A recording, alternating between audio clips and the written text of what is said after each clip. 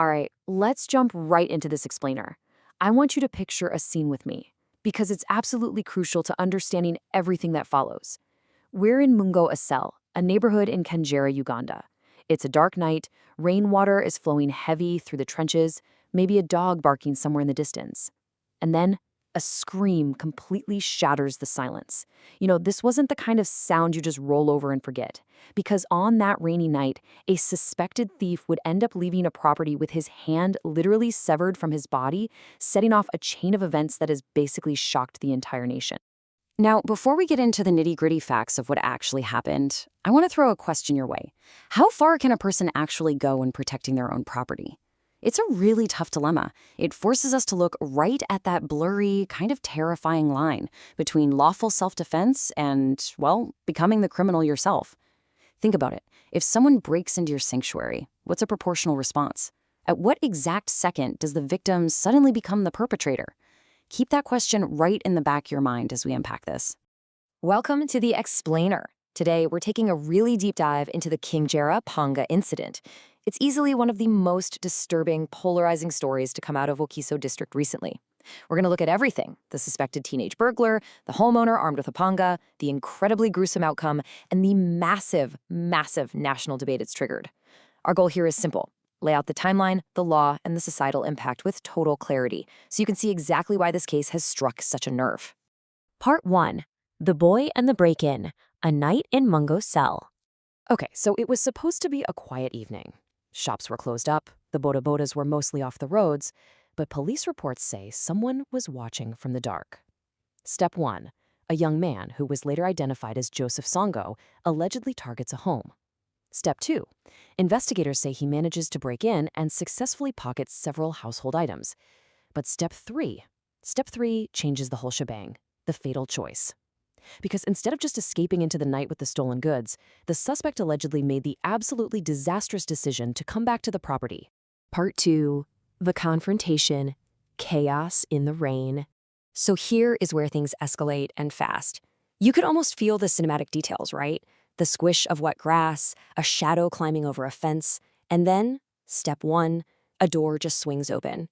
Step 2, the homeowner spots the intruder and charges out, armed with a panga. Total chaos erupts in the dark, shouting, running, and finally Step 3, one devastating strike.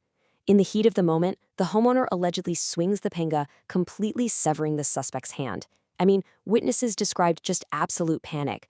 Blood on the muddy grass, screams echoing around, and the young man collapsing while shocked neighbors rushed out of their homes. Well, the immediate aftermath was just frantic. While some people in the crowd reportedly actually wanted to beat the suspect right there, others stepped in to help. He was rushed straight to Mulago National Referral Hospital. The doctors there fought hard to stabilize him, but the reality was just too grim. The severe blood loss pushed his body way too close to the edge. And tragically, days after the incident, Joseph Songo died from his injuries. Part 3. A Nation Divided, the Public Outrage. And man, the public reaction? It exploded. Like wildfire across Ugandan radio stations, TikTok, Facebook, everywhere. You immediately had two deeply entrenched camps. On side A, you've got people firmly arguing for justified self-defense. Their take is, hey, the homeowner was rightfully protecting their property and life from a criminal in the dead of night. But right across the aisle, you have side B, brutal revenge. This camp is saying, no way. Cutting off someone's hand and letting them bleed to death over some household items, that completely crosses the line into extreme brutality. Both sides are digging their heels in, for sure. Part 4. The Legal Gray Area, Proportional Force versus Grievous Harm. So what does the law actually say? Under Ugandan law, self-defense is totally legal. You absolutely have the right to protect yourself and your stuff. But, and this is a massive but, the force used must be proportional to the threat faced. And that right there is exactly what investigators are wrestling with. Did the homeowner act to stop an immediate life-threatening danger, or did anger just totally take over the steering wheel? You really have to ask yourself, when does a panga strike stop being self-defense and officially become grievous harm? Right now, we don't have a neat and tidy answer. Police spokesperson Rachel Kawala has officially stated that investigations are ongoing into the incident. And let me tell you, legal experts are watching this one like hawks. They see this as a huge test of the limits of Uganda's self-defense laws. Where exactly is the justice system going to draw the line here?